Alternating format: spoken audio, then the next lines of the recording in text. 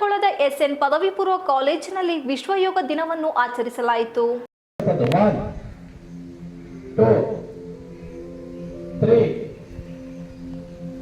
4, 5, 6.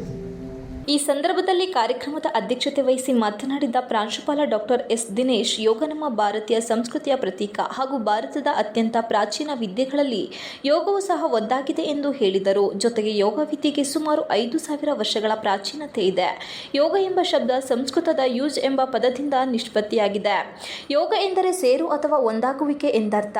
ದೇಹ ಹಾಗೂ ಮನಸ್ಸುಗಳನ್ನು ಒಂದುಗೂಡಿಸುವುದೇ ಯೋಗದ ಮುಖ್ಯ ಉದ್ದೇಶ. ಹಾಗಾಗಿ ವಿದ್ಯಾರ್ಥಿಗಳು ಮಾನಸಿಕ ಸಮತೋಲನವನ್ನು ಕಾಪಾಡಿಕೊಳ್ಳಲು ಹಾಗೂ ವ್ಯಾಸಂಗದಲ್ಲಿ ಏಕಾಗ್ರತೆಯನ್ನು ಕಾಪಾಡಿಕೊಳ್ಳಲು ಯೋಗ ಅತ್ಯಂತ ಸಹಕಾರಿ ಎಂದರು. ಜೊತೆಗೆ ಯೋಗಾಭ್ಯಾಸವನ್ನು ನಿತ್ಯ ಅಭ್ಯಾಸವಾಗಿ ಮಾಡಿಕೊಂಡರೆ ಗುರಿ ಸಾಧಿಸಲು ಅನುಕೂಲವಾಗುತ್ತದೆ ಎಂದರು.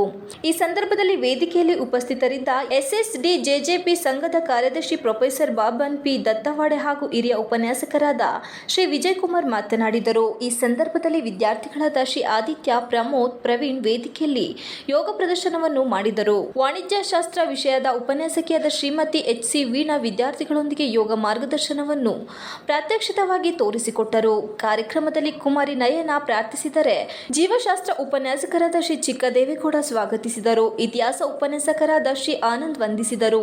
ಶ್ರೀಮತಿ ವೀಣಾ ಕಾರ್ಯಕ್ರಮ ನಿರೂಪಿಸಿದರು. ಈ ಸಂದರ್ಭದಲ್ಲಿ ಉಪನ್ಯಾಸಕರಾದ ಶ್ರೀ ನವೀನ್ ಕುಮಾರ್, ಶ್ರೀಮತಿ ದೀಪಾ, ಶ್ರೀಮತಿ ಅನನ್ಯ ಹಾಗೂ ಬೋಧಕೇತರ ಸಿಬ್ಬಂದಿ ವರ್ಗದವರಾದ ಶ್ರೀ ದೇವರಾಜ್, ಶಂಕರೇಗೌಡ ಹಾಗೂ ಶ್ರೀಮತಿ ಸುಶೀಲಮ್ಮ ಜೊತೆಗೆ ಕಾಲೇಜಿನ ಎಲ್ಲ ವಿದ್ಯಾರ್ಥಿಗಳು ಭಾಗವಹಿಸಿದ್ದರು.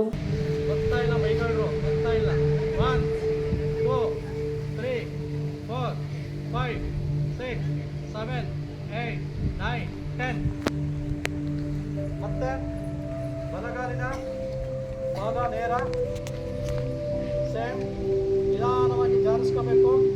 ಮಂಡಿಯಿಂದ ಜಾರಿಸ್ಕೊಂಡೋಗಿ ಜಾರಿಸ್ಕೊಂಡು ಎಷ್ಟು ಸಾಧ್ಯ ಅಷ್ಟು ಬಗ್ಗೆ ಪ್ರಯತ್ನ ಮಾಡಿ.